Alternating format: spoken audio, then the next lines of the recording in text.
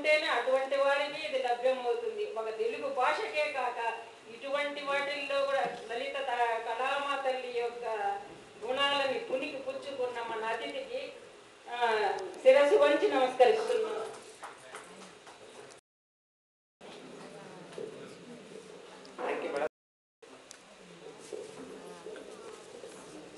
నా పరిశోధనలో వేదవ్యాసం తర్వాత వేదాలను వ్యాసం చేసినోడు నేను. ఇప్పుడు ఆమె మా మేడం గారు ఏం చెప్పారంటే పత్రము అని చెప్పినారు. వట పత్రము అంటే మనం వటపత్రం కాదు 4 అక్షరాలు మాత్రమే పెట్టుకున్నాం కాదు. వా అంటే విష్ణువు, ఠ అంటే నైరుతి. వీళ్ళు రాక్షసులు దేవతలు శిరసగం తీసుకున్నారు. శిరసగం శరీరాన్ని ఈ సమస్త సృష్టిని సగం సగం తీసుకున్నారు. ఆ తీసుకునేటప్పుడు వాళ్ళు భాగాలు పంచుకున్నారు. ఆ భాగాలంతా వివరాలంతా అడిగింది. భారతీయ వేద విజ్ఞానంలో కథకు నేను వాస్తవ కథను చూపిస్తాను. ఈ హరిశ్చంద్రుడి కథ అది కాదు. దీనికి హరిశ్చంద్రుడి కథ వేరే ఉంది. దాంట్లో ఒక అర్థం ఉంది చూడండి. ఒక బలవంతుడు ఏనుగు, ఒక వరహాను, ఒక బలవంతుడు ఒక పెద్ద ఏనుగునికి ఒక బలవంతుడు ఒక వరహాను ఆకాశానికి విసిరివేస్తే ఎంత ఎత్తు పోతుందో అంత ధనం కూడాలంట. భార్య నమ్మితే వస్తుందా, భర్త వస్తుందా? ఈ పొద్దున్న రూపాయి విలువ చాలా తక్కువ కాబట్టి ఇంత డబ్బు వస్తుంది. సవరం ఇప్పుడు రాదు. ఇప్పుడు దానికి అర్థం చెప్తాను చూడండి. ఒక్కొక్కటి కాదు, విచిత్రమైన వేదాలను వ్యాసం చేసినప్పుడు నేను ఒకడే. తర్వాత ఇంకోటి చెప్తాను చూడండి. ఒక బలం ఏనుగు పైన ఎక్కి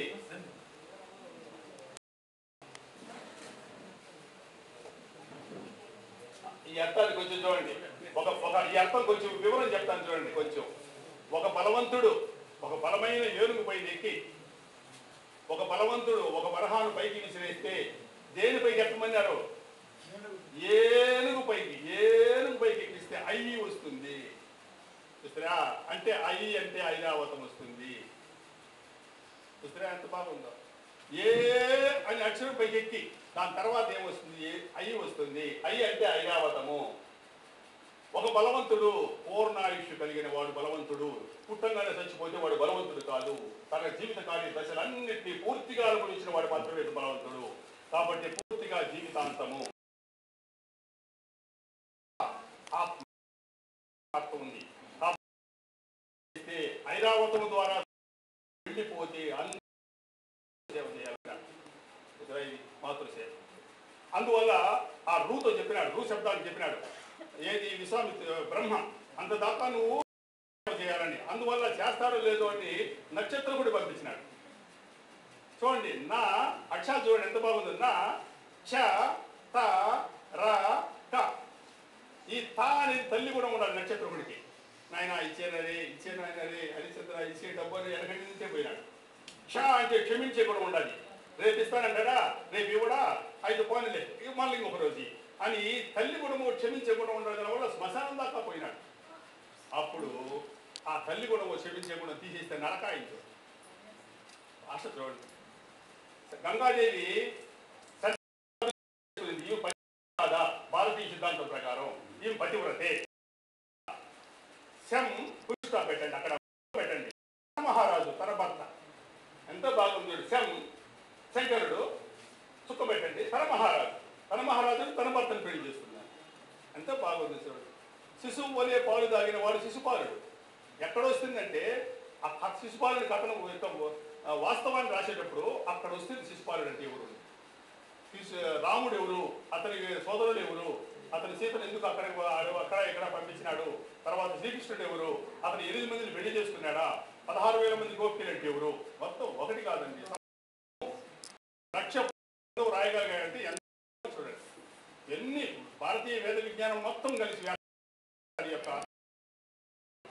ఈయన ఏం చేసినాడంటే వేదవ్యాస మహర్షి అంతకుముందు వేదాలు ఎక్కువగా ఉండేవని దాన్ని ఆయన వ్యాసం చేసి 4గా రాసినాడు.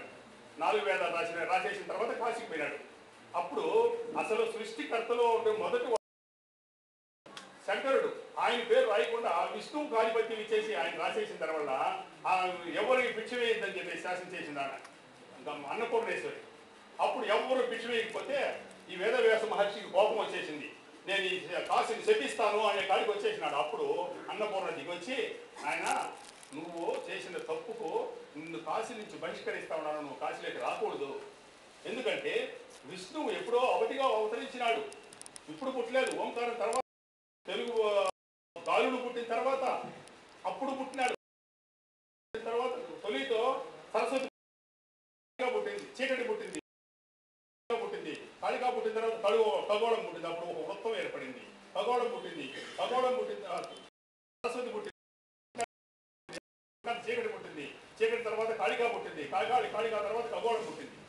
ఖగోళం వచ్చిన తర్వాత ఆకాశం పుట్టింది. అప్పుడు ఆకాశం అంటే ఆ అంటే ఆదిశక్తి, కా అంటే ఆగ్నేయ దిక్పతి అగ్ని గంగాదేవి, శం అంటే శంకరుడు. అట్లా ఒక్కొక్క అక్షరానికి విపరీతమైన అర్థాలు. కాళికా కూడా ఒక అర్థాలు ఉన్నాయి, చీకటికి కూడా ఒక అర్థాలు ఉన్నాయి. చి అంటే ఎదుకోండి, కా అంటే ఏవి, టీ అంటే ఏవి, వీళ్ళు ఎప్పుడు పుట్టారు, ఈ శక్తులు ఎప్పుడు పుట్టారు. ఆహారం అంటే ఆ నుంచి హా వరకు. ఇంకోటి చూడండి, మన తెలుగు వాళ్ళందరూ అక్షరం అంటే ఆ అంటే క్షరము కానీ కాని లేదు, క్షరం అంటే నశింపు లేనిదని రాశారు, తప్పు ఇది. ఆ క్ష, ఆ నుంచి క్ష వరకు పితృమాతృ వంశ లక్షణాల ప్రకారం పనిచేయాలని ఇది ఒక సర్వాధిపతి. రమ్ అనేది సర్వాధిపతి. ఈ సర్వాధిపతి ఓంకారాన్ని తెచ్చుకున్నాడు బ్రహ్మ.